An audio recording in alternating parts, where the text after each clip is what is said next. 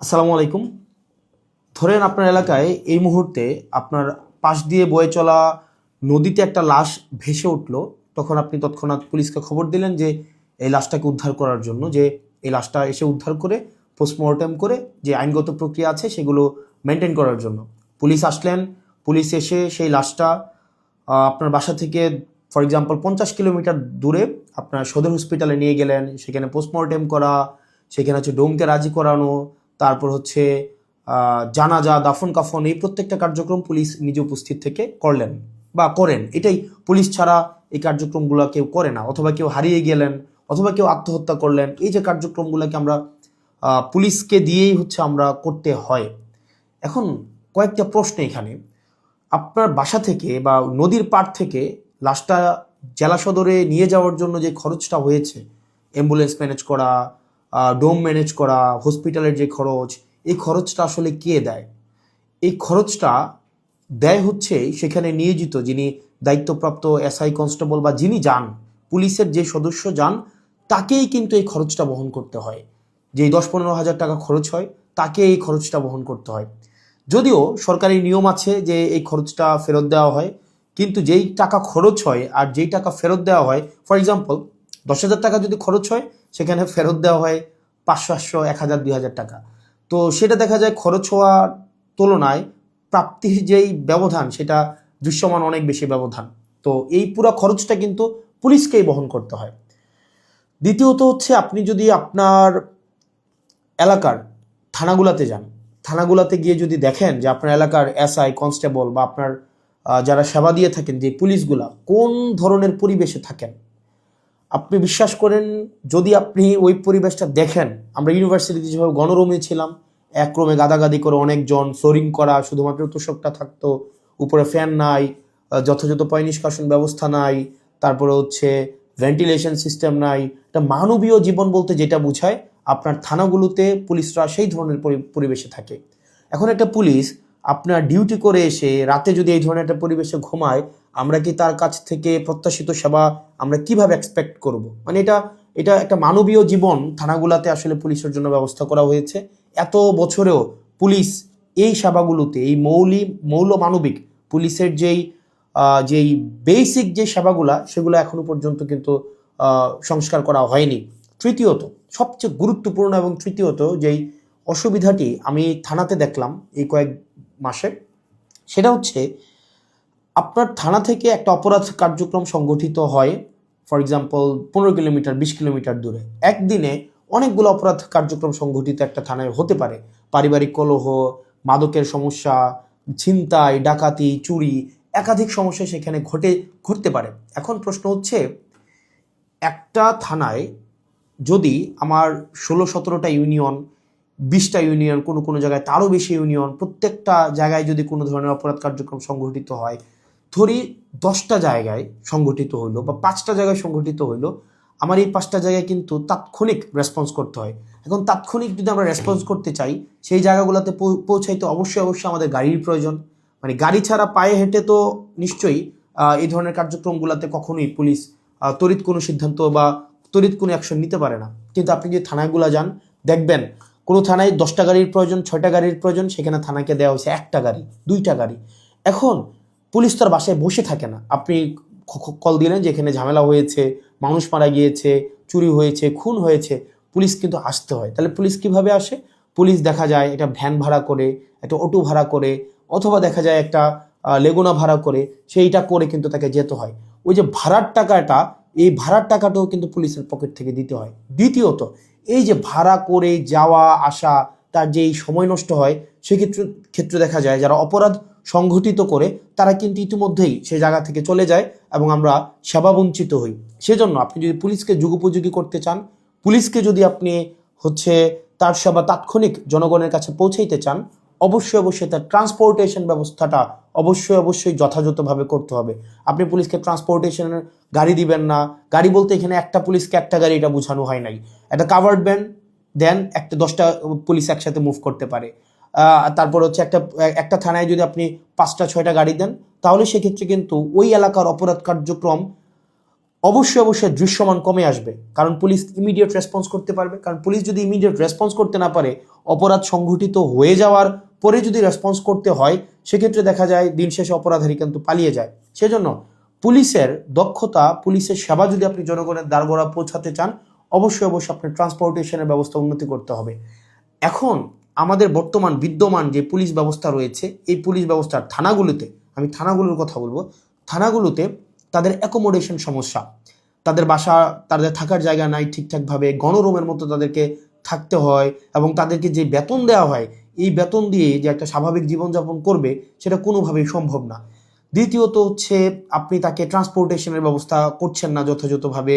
আপনি তাকে দেখা যাচ্ছে যে আপনি তাকে ঢাল তরোয়ার ছাড়া, ট্রান্সপোর্টেশন ছাড়া আপনি অপরাধী ধরতে পাঠাচ্ছেন, টহল দিতে পাঠাচ্ছেন। সেক্ষেত্রে কিন্তু তাকে ট্রান্সপোর্টেশন ম্যানেজ করা এবং সেখানে যে ভাড়া মেটানো, সেটাও কিন্তু তার পকেট থেকেই করতে হয়। সরকার যে অ্যালটমেন্টটা দেয়, সরকার যে বরাদ্দ দেয়, সেটা খুবই খুবই প্রয়োজনের তুলনায় অপ্রতুল।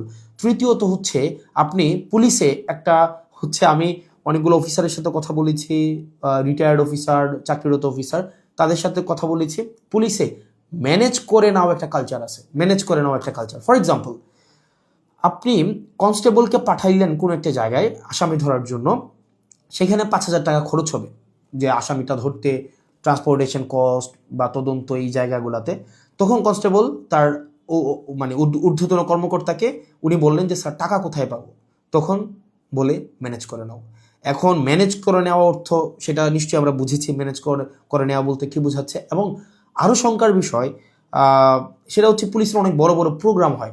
এই প্রোগ্রামে অনেক ক্ষেত্রে, সব ক্ষেত্রে না, কিছু কিছু প্রোগ্রাম আগে হতো, এখন বর্তমানে আছে কিনা এটা আপনারা জানাবেন। আগে এরকম নাকি হতো, পুলিশের অনেকেই জানিয়েছে এরকম নাকি হতো, একটা বড় প্রোগ্রাম হবে, এই প্রোগ্রামে দেখা যায় ঊর্ধ্বতন কর্মকর্তারা অধীনস্থ কর্মকর্তাদের ভাগ করে দিত যে খাবারের দায়িত্বটা তোমার, ডেকোরেশনের দায়িত্বটা তোমার, লাইটিংয়ের দায়িত্বটা তোমার। তো এখন টাকা আসবে কোন জায়গা থেকে? ম্যানেজ করে নাও। তো দেখা যায় অধস্তন কর্মকর্তারা সেটাকে ম্যানেজ করে নিতেন। তো নিশ্চয়ই ম্যানেজ করাটা সরকারের দায়িত্ব, ম্যানেজ করা তো অবশ্যই কোনো কর্মকর্তা কর্মচারীর দায়িত্ব না। কিন্তু দেখা যায় অধিকাংশ ক্ষেত্রেই সরকার যে বাজেট বরাদ্দ দেয় পুলিশকে, এবং যেই পরিমাণ পুলিশের প্রয়োজনীয়তাটা, যেই পরিমাণ আমরা দেখলাম ল অ্যান্ড অর্ডার রিস্টোর করার ক্ষেত্রে, সামাজিক শৃঙ্খলা বজায় রাখার ক্ষেত্রে, শুধু যে গুম খুন এগুলো নিরসনের ক্ষেত্রে পুলিশের অবদান বা পুলিশের কার্যক্রম বিষয়টা এমন না। স্বাভাবিক শান্তি শৃঙ্খলা, নিরাপত্তা, জীবনমালের নিরাপত্তা নিশ্চিত করার ক্ষেত্রে কিন্তু পুলিশের স্বাভাবিক অনেক ধরনের কার্যক্রম হয়। আপনার পরীক্ষার ডিউটি থেকে শুরু করে অনেক ধরনের কার্যক্রম হয়, এবং পুলিশেরকে আরও বিভিন্ন কাজে ব্যবহার করা হয়। যেমন এটা খুবই খুবই, আমি পার্সোনালি এই জিনিসটাকে আমি সবার সামনেই বলছি, এই জিনিসটাকে আমি পার্সোনালি এই জিনিসটাকে কখনোই ওয়েলকাম করব না। অপ্রয়োজনীয় প্রোটোকল দেওয়া, যে যদি এলাকায় এমপি যায়, পুলিশকে দেখা যায় প্রোটোকল দিতে, অপ্রয়োজনীয়। দেখা যায় ওসিকে আমরা অতীতেও দেখেছি, ওসি সবসময় আপনার এমপির সাথে সাথে থাকতে হয়, থাকেই থানায় একটা গাড়ি। এখন একটা গাড়ি নিয়ে যদি আপনার ওসি বা অন্য কর্মকর্তারা আপনার এমপির সাথে সারাদিন ব্যাপী থাকতে হয়, যেখানে যায় সেখানে যেতে হয়, তাহলে ওসিও কিন্তু তার স্বাভাবিক থানা কার্যক্রম করতে পারে না, সাধারণ মানুষ সেবা বঞ্চিত হয়। একই সাথে সাথে যে একটা গাড়ির, এই গাড়িটাও কিন্তু অপচয় হয়। সেজন্য, এবং আপনারা জেনে থাকবেন যে এমপির সাথে পুলিশ সবসময় থাকে, কিন্তু এটা কিন্তু কোনো নিয়মে নাই, কোনো প্রোটোকলে নাই। এমপির সাথে পুলিশ থাকবে, এটার কোনো প্রোটোকল নাই, কোনো প্রোটোকলেই নাই।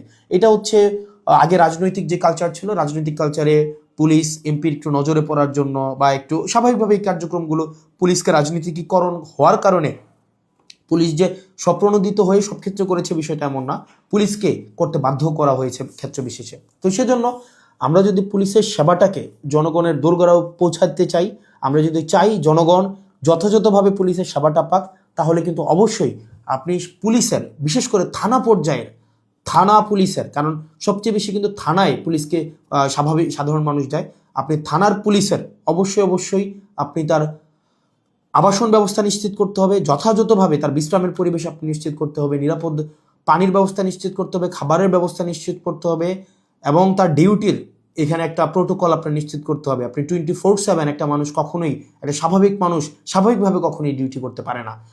2 নম্বর বিষয় হচ্ছে ট্রান্সপোর্টেশনের ব্যবস্থাটাকে আপনি নিশ্চিত করতে হবে। একটা থানায় একটা গাড়ি দিয়ে একটা থানা কখনোই চলতে পারে না, 2টা গাড়ি দিয়ে একটা থানা কখনোই চলতে পারে না। আপনি পুলিশের উপর চাপিয়ে দেবেন যে ম্যানেজ করে নাও। পুলিশ যখন ম্যানেজ করতে যাবে, তখনই কিন্তু জনগণ পুলিশের একটা সাংঘর্ষিক অবস্থা তৈরি হয়। তখনই উৎকোচ গ্রহণের এক ধরনের বৈধতা মানসিকভাবে উৎপাদিত হয়। সেজন্য আমরা পুলিশকে এই ম্যানেজ করে নেওয়ার প্রবণতায় না ঠেলে দিয়ে সরকারের কাছে এই বিষয়গুলো নিয়ে আমাদের আহ্বান থাকবে বাজেট বৃদ্ধি করা, এবং সেগুলোর হচ্ছে আমাদের যে টেকনিক্যাল জায়গায় আমাদের রিসোর্স সেখানে হচ্ছে আমাদের ইনস্টল করতে হবে। তৃতীয়ত তার মানে অ্যাকোমোডেশন, তারপর হচ্ছে ট্রান্সপোর্টেশন, আর হচ্ছে 3 নাম্বার যেটা হচ্ছে অযাচিত যেই রাজনীতিকীকরণের যে বিষয়টি রয়েছে সেটি থেকেও পুলিশকে আমাদের মুক্তি দিতে হবে। সাধারণ জনগণ এবং পুলিশের মাঝখানে কোনো মধ্যস্বত্বভোগী থাকা কখনোই উচিত না। তো আমরা পুলিশের কখনোই, আমরা শুরু থেকে, আপনি যদি যান আমার টাইমলাইনে এখনও আছে যে অগাস্ট থেকে 2024-এর অগাস্ট থেকে পুলিশের যেই টেকনিক্যাল হচ্ছে রিসোর্স ইনস্টল করা, তাদেরকে সেটাকে এনরিচ করা, পুলিশকে জনমুখী করা, রাজনৈতিক প্রভাবে বলের বাহিরে নিয়ে যাওয়া, তাদের আবাসন, স্বাস্থ্য, চিকিৎসা সেগুলো যেন যথাযথ হয় সেটি নিশ্চিত করা, তার পেশাদারি যেই ব্যয় হয় সেই পেশাদারি ব্যয় যেন সরকারি খাত থেকে হয়, তাকে যেন সেটির জন্য ম্যানেজ করা কালচারে না যেতে হয়, সেটির জন্য কিন্তু আমরা গুরুত্ব দিচ্ছি। সেজন্য আমরা সংসদে এই বিষয়গুলো নিয়ে কথা বলবো যদি আল্লাহ সুযোগ করে দেয়, এবং যেহেতু সুযোগ করে দিয়েছে একই সাথে সাথে সরকারের কাছে বা মানুষের কাছেও যে এই যে পুলিশের, আমরা যে তৃণমূলের পুলিশের যে জটিলতাগুলো সেগুলো আমার কাছে মনে হয়েছে সবার জানা উচিত, যেহেতু থানাগুলোকে আমরা এখন খুব ক্লোজলি দেখছি, সেজন্য সবাইকে জানানো। আর পুলিশের প্রতি আমাদের সবসময় সংবেদনশীলতা রয়েছে, এবং আমরা চাই পুলিশ জনগণের হয়ে উঠুক, কোনো রাজনৈতিক দলের না, পুলিশ হয়ে উঠুক সবার। পুলিশের সাথে জনগণের সম্পর্ক থাকবে হৃদ্যতার, এবং প্রত্যেকটা মানুষ যেন ভয়হীনভাবে সেখানে অভিযোগ জানাতে পারে, এবং অপরাধী নির্মূলে পুলিশ সবসময় যেন সুদৃঢ় ভূমিকা পালন করতে পারে রাজনৈতিক যে কোনো প্রভাবের ঊর্ধ্বে উঠে। পুলিশের আবাসন সমস্যা, ট্রান্সপোর্টেশন সমস্যা, পুলিশের বাজেট বৃদ্ধি এবং পুলিশের ম্যানেজ করে নেওয়া কালচার থেকে পুলিশকে অবশ্যই মুক্তি দিতে হবে। আসসালামু আলাইকুম রহমতুল্লাহি ওয়া বারাকাতুহু।